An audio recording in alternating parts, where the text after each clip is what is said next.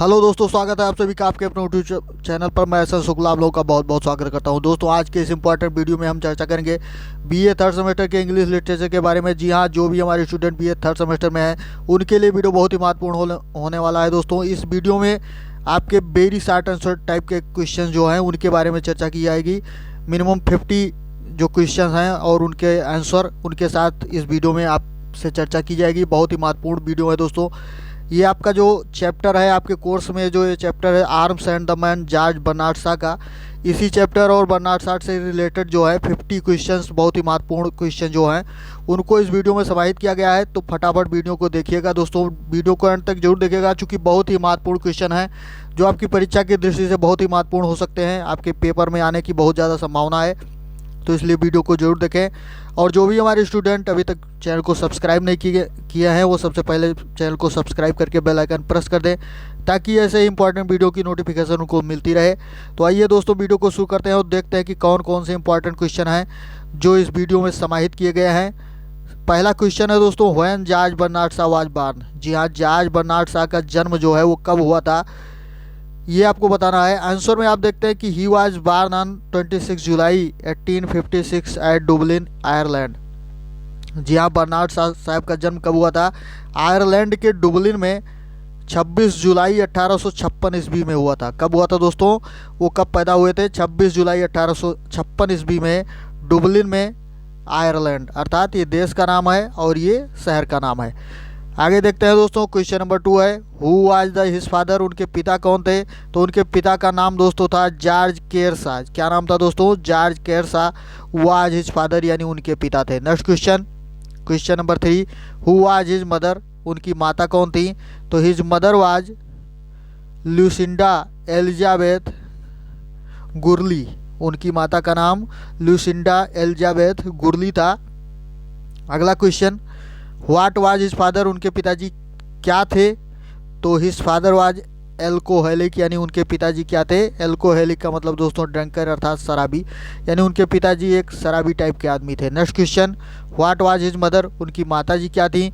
तो his mother was a noted music artist, यानी बहुत ही प्रसिद्ध संगीत कलाकार थी। और क्या थी दोस्तों, आगे देखते हैं।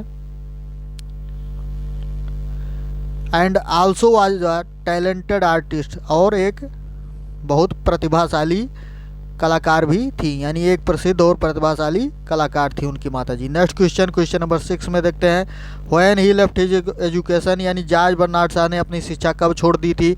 आंसर में देखते हैं, at the age of 15 he left his education, यानी 15 साल की उम्र में ही लेफ्ट हिज एजुकेशन, यानी उन्होंने अपनी शिक्षा छोड़ दी थी। एंड ज्वाइन द ऑफिस, और ऑफिस ज्वाइन कर लिया था। कौन सी ऑफिस दोस्तों? Land agent as a clerk, यानी एक क्लर्क के रूप में, एक लिपिक के रूप में उन्होंने ऑफिस में, लैंड एजेंट ऑफिस में काम करना शुरू कर दिया था। Next question, question number 7, where he had meant to his career at first, यानी पहले, सबसे पहले उन्होंने अपना कैरियर कहाँ पे बनाया? तो आंसर में देखते हैं कि he had meant to his career at first in London. जी हाँ, कहाँ? सबसे पहले उन्होंने लंदन में अपने कैरियर की शुरुआत की, वहाँ अपना कैरियर बनाना चाहा, भविष्य वहाँ बनाना चाहा। नेक्स्ट क्वेश्चन देखते हैं दोस्तों, क्वेश्चन बहुत इंपॉर्टेंट है, याद कर लीजिएगा, छोटे छोटे क्वेश्चन हैं। आप जानते हैं कि आपके क्वेश्चन पेपर में 10 इंपॉर्टेंट जो वेरी शॉर्ट आंसर टाइप के क्वेश्चन होंगे जिन पर 10 नंबर आपको मिलना है, वो आते हैं। तो उनके लिए ये बहुत ही इंपॉर्टेंट है और बहुत ही इंपॉर्टेंट इसमें क्वेश्चन भी समाहित किए गए इस वीडियो में, तो जरूर देखिएगा। चलिए आगे बढ़ते हैं क्वेश्चन नंबर 8 पर, what is the 5 novels written by him. जी हाँ, बहुत ही very important question, very important question है दोस्तों ये, कि 5 नॉवेल्स जो हैं वो उनके द्वारा जो उपन्यास लिखे गए हैं जॉर्ज बर्नार्ड शॉ के द्वारा, उनको आप बताएंगे। तो पहला यहाँ पर आंसर नंबर पहला देखते हैं, इमैच्योरिटी पब्लिश्ड इन 1879, यानी 1879 में पब्लिश हुआ था। कौन सा? इमैच्योरिटी। सेकंड वाला है the irrational net, published in 1880, अर्थात 1880 में पब्लिश हुआ क्या चीज़? इरेशनल नेट, ये उनके नॉवेल का नाम है। थर्ड है लव एमंग द आर्टिस्ट 1881, यानी 1881 में लव एमंग द आर्टिस्ट ये पब्लिश हुआ। और उसके बाद जो है चौथा कब पब्लिश हुआ दोस्तों? चौथा आपका पब्लिश हुआ, और चौथा ये नॉवेल आपका है कुशल बायरन्स प्रोफेशन, जी हाँ कुशल बायरन्स प्रोफेशन, ये 1882 में पब्लिश हुआ था। और पांचवा इनका जो है एन अनसोशल सोशलिस्ट, जी हाँ बहुत ही महत्वपूर्ण रचना है दोस्तों, बहुत ही महत्वपूर्ण ये नॉवेल है। ये आ जाता है अक्सर, इस नॉवेल का नाम ही आ जाता है कि एन अनसोशल सोशलिस्ट किसने लिखा है, तो आप बताएंगे कि जीबी शाह अर्थात जॉर्ज बर्नार्ड शाह इनका पूरा नाम है। ये 1883 में प्रकाशित हुआ था, तो इसको जरूर रखिएगा। क्वेश्चन नंबर 9 देखते हैं, when Arms and the man was publish, जी हाँ जो नाटक आपके कोर्स में समाहित है आर्म्स एंड द मैन, वो पब्लिश कब हुआ था, इसका प्रकाशन कब हुआ, आंसर में देखते हैं in the age of 1894। Age का मतलब समय, 1894 में ये क्या हुआ था, the arms and the man was published, यानी 1894 ईस्वी में आर्म्स एंड द मैन जो ये नाटक आपका है हथियार और आदमी, ये पब्लिश हुआ था। नेक्स्ट क्वेश्चन, क्वेश्चन नंबर 10 देखते हैं, when the man of destiny was published, बहुत ही इंपॉर्टेंट क्वेश्चन दोस्तों, वेरी इंपॉर्टेंट, कि मैन ऑफ डेस्टिनी कब पब्लिश हुआ था, तो the man of destiny was published in 1895, यानी 1895 में इसका प्रकाशन हुआ था। नेक्स्ट क्वेश्चन देखते हैं, व्हेन ही वाज अवार्डेड, यानी जॉर्ज बर्नार्ड शाह को अवार्ड कब दिया गया, तो he was awarded the Nobel prize for literature in 1952, जी हाँ नोबेल प्राइज दुनिया का सबसे बड़ा पुरस्कार जो है उसको मिला था, यानी जॉर्ज बर्नार्ड शॉ को ये दिया गया है 1952 ईस्वी में। नेक्स्ट क्वेश्चन देखते हैं, question number 12, what was his lustful length play, यानी उनका लस्टफुल बड़ा लेंथ प्ले कौन था, तो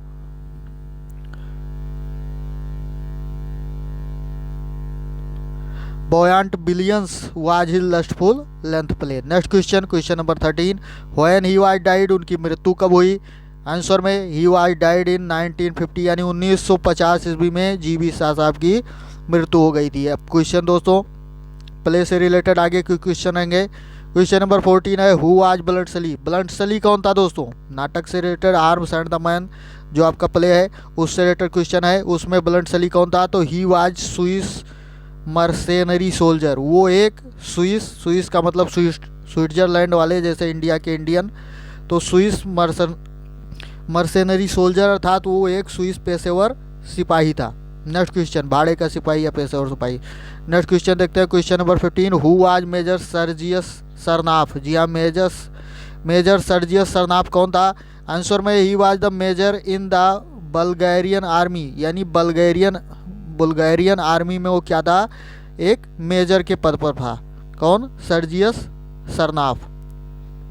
next question 16, Major Petkoff whose father, जी हाँ मेजर पेटकाफ किसके पिता थे, आंसर में देखते हैं he was the father of Raina के पिता थे दोस्तों, रैना के पिता थे, and a major in the Bulgarian army, और वो बुल्गारियन आर्मी में एक मेजर भी थे। अगला क्वेश्चन देखते हैं दोस्तों, इंपॉर्टेंट क्वेश्चन कौन सा है,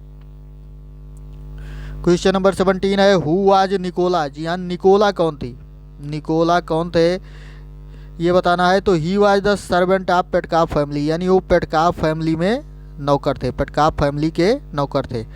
question number 18, who was Raina Petkoff कौन थी दोस्तों, बहुत important question, very important question है, रैना पेटकाफ जो थी वो कौन थी, तो आंसर में है she was the heroine of the play and daughter of the Major Petkoff, यानी वो नाटक की हीरोइन है और मेजर पेटकाफ की पुत्री हैं। Next question 19, who was Catherine कौन थी, तो she was the mother of Raina, वो रैना की माता थी। नेक्स्ट क्वेश्चन 20, हु वाज लोका कौन थी, तो she was the maid servant in the Petkoff family, यानी वो कौन थी, एक मतलब लेडीज नौकरानी जो थी, आप कह सकते हैं नौकरानी थी, वो पेटकाफ फैमिली की नौकरानी थी, यानी निकोला जो था वो नौकर था और लौका कौन थी, नौकरानी थी, ये दोनों ही पेटकाफ फैमिली से रिलेटेड थे। नेक्स्ट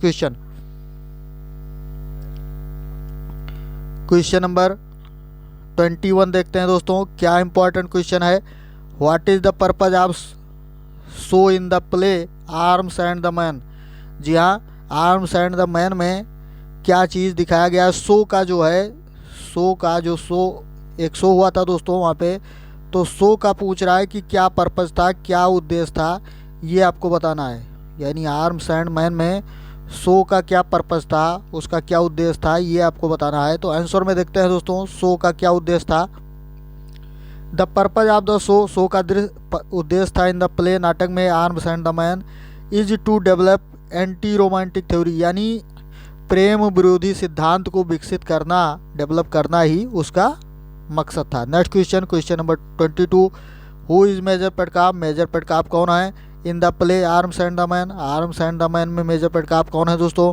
आंसर में देखिए, Major Petkoff is the father of Raina, Raina के पिता हैं। The heroine of the play, नाटक की जो हीरोइन है, of sharp wit and loyal nature, यानी बहुत ही तीक्ष्ण बुद्धि और एक अच्छे स्वभाव की जो महिला है उसके वो पिता हैं, जो नाटक की हीरोइन है। He is happy in his life with his present position, वो अपने वर्तमान स्थिति पर अपने जीवन में वो बहुत ही जीवन से बहुत प्रसन्न है। Next question, who is Nikola in the play Arms and the Man? Arms and the Man में निकोला कौन है दोस्तों? बहुत important question. Nikola is the man servant of Petkoff family. जी हाँ, निकोला कौन है दोस्तों? पेटकाप फैमिली का नौकर है। He is a man of sharp wit loyal nature, यानी वो भी एक तीक्ष्ण बुद्धि और अच्छे स्वभाव का व्यक्ति है। लॉयल कर्तव्यनिष्ठ टाइप का व्यक्ति है इस स्वभाव का। He is happy in his present position, वो अपने वर्तमान स्थिति से खुश है दोस्तों। नेक्स्ट क्वेश्चन, क्वेश्चन नंबर 24, देखते हैं कौन सा इंपॉर्टेंट क्वेश्चन है। Write a note on Catherine. जी हाँ, कैथरीन पर एक नोट आपको लिखना है। तो Catherine is the mother of Raina. कौन है दोस्तों? कैथरीन रैना की माता जी हैं। She is 40 years of age, वो 40 साल की अवस्था की हैं। Catherine the wife of Major Petkoff, यानी कैथरीन जो वाइफ हैं, पत्नी है मेजर पेटकाप की। इज वाइस डोमिनेटिंग, यानी बुद्धिमान, एक डोमिनेटिंग अर्थात दबंग टाइप की महिला है। And lady of romantic ideas, और रोमांटिक विचारों की महिला है। नेक्स्ट क्वेश्चन देखते हैं 25, डिस्कस द पर्सनालिटी ऑफ लोका। लोका की पर्सनालिटी का वर्णन करिए, उसके व्यक्तित्व का वर्णन करिए। आंसर में देखते हैं लोका। लोका is a young and charming girl, यानी एक युवा और आकर्षक लड़की है। लोका क्या है? एक युवा और आकर्षक लड़की है। She works in the house of Major Petkoff, वो मेजर पेटकाप के घर में काम करती है। अस अ मेड सर्वेंट, यानी नौकरानी के रूप में। सी अट्रैक्ट सर्जियस, वो सर्जियस को आकर्षित करती है। एट द एंड, यानी समाप्ति पर नाटक के, सर्जियस मैरिड हर, अर्थात सर्जियस उससे शादी कर लेता था, लिया है मतलब लेता है। Next question, question number 26, what is the basic difference between blunt सली एंड सर्जियस? यानी ब्लंट सली और सर्जियस के बीच में जो मूलभूत डिफरेंसेज हैं, अंतर जो हैं, वो क्या हैं? तो आंसर में देखिए दोस्तों, दोनों में क्या अंतर हैं। ब्लंट सली is perfectly anti romantic person, यानी ब्लंट सली जो है दोस्तों वो क्या है? एक एंटी रोमांटिक व्यक्ति है, यानी प्रेम विरोधी टाइप का व्यक्ति है। Who believes in facts of life, जो जीवन के तथ्यों में विश्वास रखता है। अब आगे देखते हैं, Sergius is a romantic man. Sergius क्या है?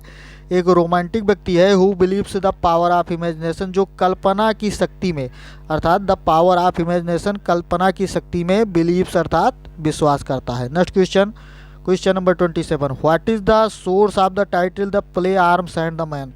जी हाँ, जो ये प्ले आपका है आर्म्स एंड द मैन, इसके टाइटल अर्थात इसके शीर्षक का जो सोर्स है, साधन जो है, यानी कहाँ से लिया गया है, ये चीज़ पूछ रहा है कि इसका क्या सोर्स है। आंसर में देखते हैं, the title the arms and the man has been taken, यानी जो शीर्षक है आर्म्स एंड द मैन, ये कहाँ से हैज़ बीन टेकन लिया गया है? फ्रॉम द फर्स्ट लाइन, यानी पहली लाइन से, of Dryden's translation of epic poem, यानी ड्राइडन ने जो एपिक पोएम महाकाव्य कविता का जो ट्रांसलेशन किया था, द एनीड। जी हाँ, एनीड जो महाकाव्य है, इसका जो ट्रांसलेशन ड्राइडन साहब ने किया है, उसकी शुरुआती लाइन से ही लिया गया है। अब the opening line arms and the man, जो ओपनिंग लाइन है, arms and the man I sing who forced by fate, ये उस ड्राइडन की रचना की ये पहली लाइन है। तो इसी लाइन से दोस्तों आर्म्स एंड द मैन जो है ये शीर्षक लिया गया है। Next question 28, write a note on the court episode and its dramatic significance. जी हाँ, कोर्ट एपिसोड का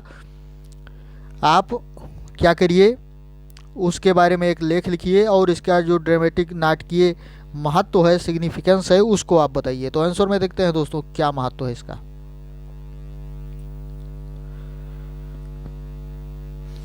Raina gives the coat of her father to Bluntschli, यानी रैना जो है नाटक की हीरोइन जो है वो क्या करती है, अपना कोट जो है वो ब्लंटसली को देती है, यानी अपने पिताजी का कोट, यानी कोट ऑफ हर फादर, यानी अपने पिताजी का कोट वो क्या करती है, ब्लंटसली को देती है। सो दैट, ताकि ही में हाइड, यानी वो छुप सके, उसको छुपने के लिए उसका अपने पिता का कोट देती है। सी पुट्स हर फोटो, यानी वो अपना फोटो रख देती है in the pocket of the coat, यानी कोट के जेब में अपनी फोटो रख देती है। Bluntschli does not take out the photo, Bluntschli photo जेब से नहीं निकालता है। एंड रिटर्न द कोट, और कोट को वापस कर देता है। When Major Petkoff uses the coat, जब मेजर पेटकाफ उस कोट का प्रयोग करते हैं। ही फाइंड्स एन फोटो, वो एक फोटो प्राप्त करते हैं। At last he comes to know, और अंत में वो जानते हैं, कम टू न्यू अर्थात जानते हैं वो, कि दैट रैना लव्स ब्लंटसली, यानी at last he comes to know, यानी अंत में वो जान जाते हैं कि रैना जो है वो ब्लंटसली से प्रेम करती है। रैना अर्थात मेजर पेटकाफ की पुत्री। नेक्स्ट क्वेश्चन, क्वेश्चन नंबर 29 देखते हैं दोस्तों, क्या इंपॉर्टेंट क्वेश्चन है। What is a problem play, जी हाँ बहुत ही महत्वपूर्ण क्वेश्चन दोस्तों, very important question. Problem play क्या है, समस्या नाटक जिसको आप कह सकते हैं, समस्या नाटक क्या है या प्रॉब्लम प्ले क्या है। Do you think that arms and the man is a problem play, क्या आप ये समझते हैं कि आर्म्स एंड मैन जो है वो एक प्रॉब्लम प्ले है। तो आंसर में देखिए कि आप problem play is a play, समस्या नाटक एक ऐसा नाटक है इन विच द ड्रामेटिस्ट, इसमें जो है नाटककार जो होता है, इज चीफली मुख्य रूप से concern with the presentation of problem, जो मुख्य रूप से क्या करता है वो प्रॉब्लम के प्रेजेंटेशन में अर्थात समस्याओं की उपस्थिति को लेकर एकदम मतलब उसी पर फोकस करता है, वही क्या होता है प्रॉब्लम प्ले होता है। Next question, in arms and the man, उसी क्वेश्चन में आगे देखते हैं। Arms and the man the dramatist has printed the problems of love and वार, यानी आर्म्स एंड मैन नाटक जो है इसमें किस समस्या को दोस्तों ड्रामेटिस्ट ने अर्थात नाटककार ने प्रिंट किया है, छापा है या उजागर किया है, प्रॉब्लम्स ऑफ लव एंड वार, यानी प्रेम और युद्ध के समस्या को उजागर किया है। सो दिस प्ले सर्टेनली, इसलिए ये प्ले जो है निश्चित रूप से comes in the group of problem plays, अर्थात समस्या नाटकों के समूह में आता है, अर्थात ये पूरी तरह से समस्या नाटक है। Next question, question number 30, what types of hero Bluntschli is, किस प्रकार का हीरो है ब्लंटसली। आंसर में Bluntschli is a new type of hero, Bluntschli एक नए प्रकार का हीरो है। ही इज एंटी रोमांटिक, वो एक एंटी रोमांटिक है। At superman of the play, फिर भी प्ले का सुपरमैन है, वो एंटी रोमांटिक है फिर भी सुपर प्ले का नाटक का सुपरमैन है। नेक्स्ट क्वेश्चन 31 नंबर देखते हैं, 31 number, how does Bluntschli impress Raina in the play, यानी किस प्रकार से ब्लंटसली जो है नाटक में रैना को इम्प्रेस करता है, प्रभावित करता है, किस प्रकार से रैना को जो नाटक की हीरोइन है उसको कैसे प्रभावित करता है ब्लंटसली। आंसर में देखते हैं दोस्तों, Bluntschli impresses Raina with his anti romantic outlook of life, यानी जीवन के जो उसका एंटी रोमांटिक दृष्टिकोण है जीवन के प्रति, इसी बात से रैना जो है उसको मतलब उसके प्रति इम्प्रेस हो जाती है ब्लंटसली के प्रति, यानी इसी से वो आकर्षित करता है रैना को अपनी तरफ। Next question 32, who is chocolate cream soldier, जी हाँ चॉकलेट क्रीम सोल्जर कौन है दोस्तों, तो Bluntschli chocolate cream soldier. Bluntschli क्या है, ब्लंटसली ही चॉकलेट क्रीम सोल्जर है। This name has been given to him by Raina, ये नाम उसको रैना के द्वारा दिया गया है दोस्तों। Next question 33, to which country does Bluntschli belong, किस कंट्री से किस देश से ब्लंटसली संबंधित है। And to which army does he belongs, और किस सेना से संबंधित है, अर्थात वो किस देश से खुद मतलब रहने वाला है और किस सेना की तरफ से वो युद्ध करता है। आंसर में देखते हैं दोस्तों, ब्लंटसली बिलोंग्स टू स्विट्जरलैंड, यानी ब्लंटसली कहाँ का है दोस्तों, स्विट्जरलैंड का है। And he fights from the side of Serbian army, और वो सर्बिया आर्मी की तरफ से लड़ता है, सर्बियन आर्मी की तरफ से लड़ता है, सेना की तरफ से। So he is a professional soldier, इसलिए वो क्या है एक प्रोफेशनल यानी पेशेवर सिपाही है दोस्तों। Next question,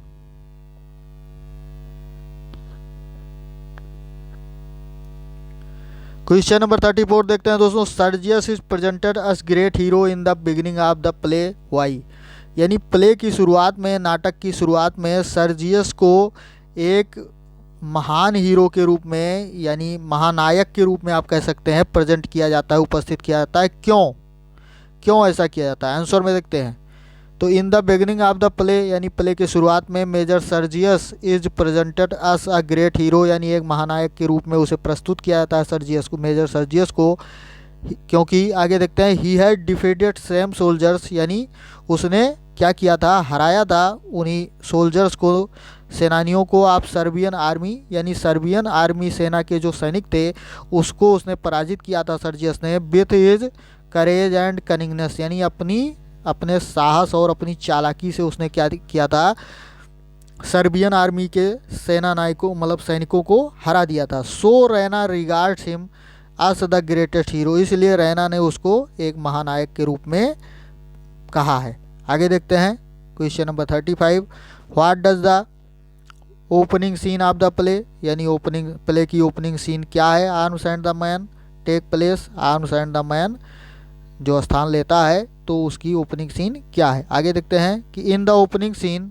of the play, यानी प्ले के ओपनिंग सीन में, ओपनिंग सीन का मतलब शुरुआती दृश्य में arms and the man takes place कहाँ पर ये स्थान लेता है, यानी कहाँ से शुरू होता है दोस्तों, in the bedroom of Raina, यानी बेडरूम ऑफ रैना, रैना के बेडरूम से ये नाटक प्रारंभ होता है। यानी वही चीज़ पूछ रहा था कि आर्म्स एंड मैन की जो है वो ओपनिंग सीन कहाँ, यानी ओपनिंग दृश्य जो है वो कहाँ से शुरू होता है, तो bedroom of Raina. Next question 36, who was Raina's lover in the beginning, शुरुआत में रैना का प्रेमी कौन होता था, यानी कौन था शुरू में रैना का प्रेमी कौन था दोस्तों, तो आंसर में देखते हैं Sergius was Raina's lover in the beginning, यानी सर्जियस जो था वो शुरू में रैना का प्रेमी था। Next question 37, who is fugitive that enters the bedroom of Raina, यानी कौन भगोड़ा था जो रैना के बेडरूम में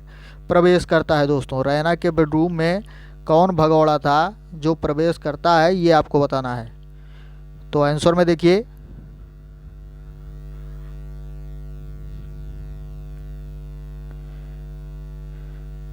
हाँ 37 का कि ब्लंटसली इज द फ्यूजिटिव, यानी ब्लंटसली भगोड़ा था that enters the bedroom of Raina, जो रैना के बेडरूम में प्रवेश करता है। Question number 38, what is the opinion of Sergius about to art of soldiering, जी हाँ आर्ट ऑफ सोल्जरिंग यानी सैन्य कला के बारे में सर्जियस की क्या ओपिनियन है, क्या विचार है उसके, ये आपको बताना है। तो Sergius points out about the art of the soldiering, यानी सैन्य कला के बारे में सर्जियस जो है बताता है, क्या बताता है कि that this art is found in brave people, यानी ये कला जो है वो बहादुर व्यक्तियों में पाई जाती है। ओनली द ब्रेव पीपल, और केवल बहादुर व्यक्ति जो हैं कैन बी बेस्ट सोल्जर्स, यानी अच्छे सैनिक हो सकते हैं। Next question 29, describe chocolate cream incident in Raina's bedroom, यानी रैना के बेडरूम में चॉकलेट क्रीम जो घटना हुई थी इसके बारे में आप बताइए। आंसर में देखते हैं कि क्या हुआ था दोस्तों। तो Raina throws out the empty box of chocolates, यानी रैना क्या करती है कि बाहर फेंकती है किस चीज़ को, एम्प्टी बॉक्स ऑफ यानी चॉकलेट के बॉक्स को, खाली बॉक्स को बाहर फेंकती है। ब्लंटसली थिंग्स, ब्लंटसली सोचता है कि the Raina is throwing it on him, कि रैना उस पर इसको फेंक रही है। सो ही फियर्स, इसलिए वो डर जाता है। तो आफ्टर दिस, इसके बाद रैना कॉल्स हिम, रैना उसको कहती है चॉकलेट क्रीम सोल्जर, यानी उसको चॉकलेट क्रीम सोल्जर का नाम दे देती है। Next question, question number 40, what is the opinion of Bluntschli about soldiering, soldiering के बारे में, यानी सैनिक बनने या सैनिक कला के बारे में जो है, सैनिक बनने के बारे में ब्लंटसली का क्या ओपिनियन है दोस्तों, क्या विचार है उसका।